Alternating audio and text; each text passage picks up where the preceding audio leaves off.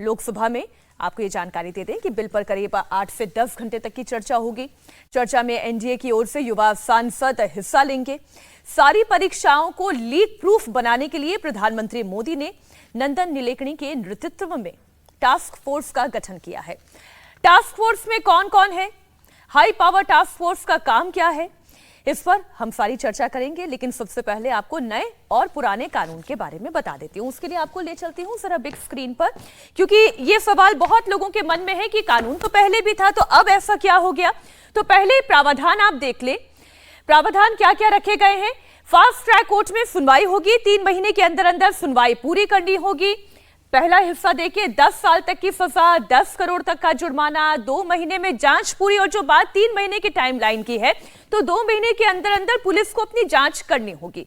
और फिर जो अगला महीना है, फिर आप इसमें हाई कोर्ट में जाते हैं, फास्ट ट्रैक कोर्ट में सुनवाई शुरू होगी और उसमें भी सुनवाई पूरी होने, जिसमें सजा के ऐलान तक की बात है, वो 3 महीने का टाइम है। उस टाइम फ्रेम में आपको काम पूरा करना होगा। अब सवाल यह है कि पहले भी तो कानून था, और हमने भी दमदार 10 में चर्चा की है कि भाई पहले भी तो कानून था और यही सरकार कानून लेकर आई, तो फिर से एक नए कानून को बनाने की जरूरत क्यों आन पड़ी।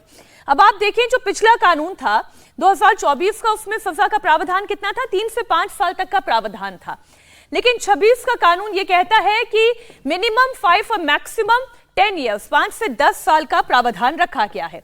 अब जुर्माने की भी बात करें तो जो पहला जुर्माना था 10 लाख का, इस बार उसे सीधा 10 करोड़ का जुर्माना कर दिया गया है। इसका मतलब ये कि इतना डर बैठा दिया जाए, पेपर लीक माफिया तंत्र की कमर तोड़ दी जाए कि एक बार जो पकड़ में आया उसके बाद फिर कभी वो गलती ना दोहराए। अच्छा, सेंट्रल इन्वेस्टिगेटिव एजेंसी 2024 के तहत इस मामले की जांच करी थी, लेकिन 26 का कानून ये कहता है कि स्पेशल टास्क फोर्स है जिसे 2 महीने के अंदर अपना काम पूरा करना होगा।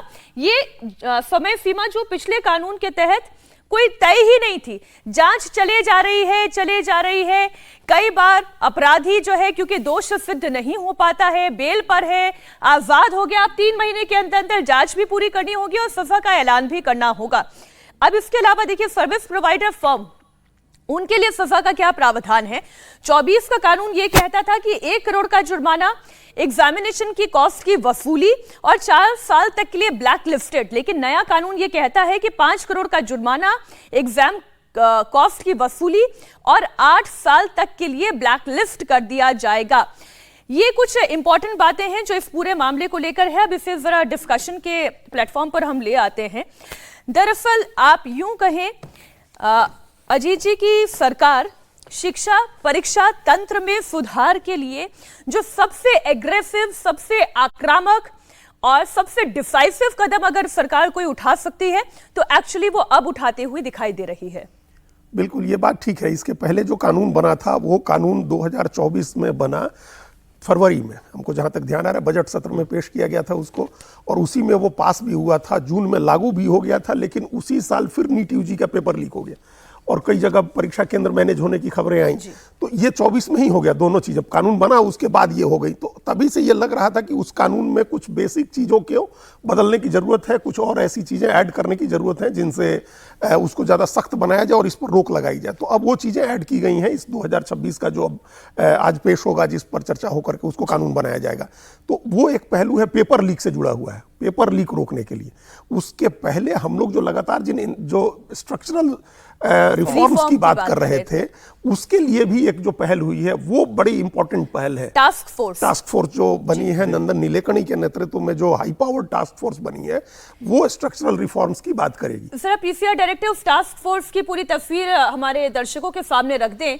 और हाई पावर टास्क फोर्स है, सरकार पेपर लीक के खिलाफ संसद में कड़े कानून वाला बिल तो ला ही रही है। वहीं प्रधानमंत्री नरेंद्र मोदी ने एक बार फिर एक वीडियो संदेश जारी करके हाई पावर टास्क फोर्स गठन का ऐलान किया। अब इसमें कौन कौन है वो आप देख लें। नंदन नीलेकणी की अगुवाई में 6 सदस्यों वाली ये कमेटी है जो सरकार को पेपर लीक रोकने के सुझाव देगी, साथ ही परीक्षा में पारदर्शिता के तरीके बताएगी। इसमें नंदन नीलेकणी है, वो मुखिया हैं। इसके अलावा आईआईटी मद्रास के डायरेक्टर, पूर्व शिक्षा सचिव, लॉजिस्टिक एक्सपर्ट, ये तमाम इंपॉर्टेंट नाम इसमें शामिल है, जिसमें इसरो के पूर्व चेयरमैन का भी नाम, एस सोमनाथ का नाम, और तपन टेका जो कि आईबी हेड रह चुके हैं, उनका भी नाम शामिल है। बिल्कुल, तो ये कमिटी ओवरऑल एक बड़ी कॉम्प्रिहेंसिव सी कमिटी है। अलग अलग तरह के वेरिड एक्सपीरियंस वाले लोग हैं, एजुकेशन के एक्सपीरियंस के लोग हैं, लॉजिस्टिक्स के, जो इंटेलिजेंस के लोग हैं, और जो एजुकेशन से जुड़े लोग हैं। ये इनका एक्सपीरियंस इसमें कैसे काम आएगा, ये देखिए। जो आईआईटी मद्रास है, जो जेई की परीक्षा होती है एडवांस की, वो कोई ना कोई आईआईटी कंडक्ट करता है, और आज तक देखिए कितना स्मूथली वो हर बार परीक्षा होती है, उसमें भी लाखों छात्र अपियर होते हैं। तो उन सब के एक्सपीरियंस इसमें इस काम आएगा। और सरकार की इस बात का ध्यान रखिए, इस बात के लिए कई लोग आलोचना भी कर रहे हैं, लेकिन कोई पूर्वाग्रह सरकार ने नहीं दिखाया नंदन नीलेकणी को चुनने में। वो कांग्रेस पार्टी के नेता हैं, वो कांग्रेस पार्टी के नेता हैं, कांग्रेस पार्टी के टिकट पर 2014 का चुनाव लड़े थे। और जो यूआईडीएआई अथॉरिटी है, जो आधार की अथॉरिटी, उसके चेयरमैन थे, वो कैबिनेट मिनिस्टर का दर्जा था, और टेक्नोक्रेट है। और वो क्रांति थी, एक क्रांति थी। आज हम लोग जो जैम प्रधानमंत्री बार बार कहते हैं कि जनधन खाता, आधार और मोबाइल, ये जो आधार से लिंक कराने के बाद हम वही जैम होती है ना, जैम कहते हैं, जनधन खाते हैं, आधार है और मोबाइल है, जो डायरेक्ट बेनिफिट का ट्रांसफर करा रहा है, जो डीबीटी के लिए, उसकी क्रांति इन्होंने की है। तो ये इनका जो एक्सपीरियंस है सर, इसके बावजूद सरकार ने इन पर भरोसा किया। और ये पहली बार नहीं है, इन्फोसिस को ही सरकार ने इनकम टैक्स डिपार्टमेंट का नया जो पोर्टल बना है, नया जो डिजाइन हुआ, उसकी भी जिम्मेदारी दी थी, और वो थोड़े ग्लिचेज के बाद बहुत ही अच्छा काम कर रहा है।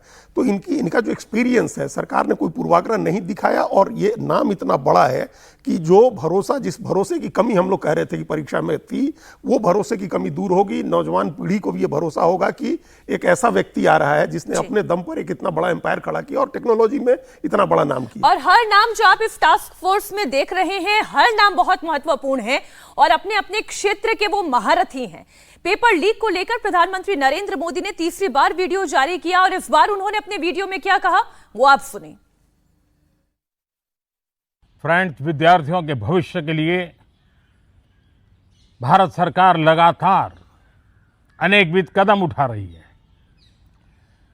जिन लोगों ने विद्यार्थियों के भविष्य के साथ खिलवाड़ किया, वे जेलों में सड़ रहे हैं। हमने फास्ट ट्रैक कोर्ट बना चुके हैं।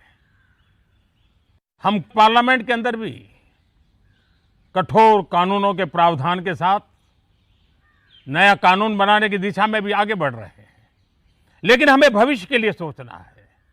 हमारी परीक्षा पद्धति विश्वस्त हो, हमारी परीक्षा पद्धति ट्रांसपेरेंट हो, हमारी परीक्षा पद्धति में सबसे ज्यादा अब टेक्नोलॉजी का उपयोग हो।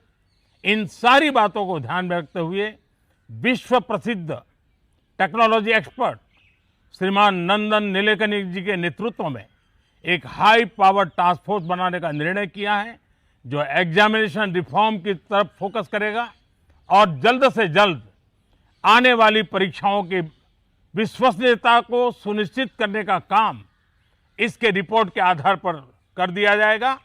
बहुत बहुत धन्यवाद।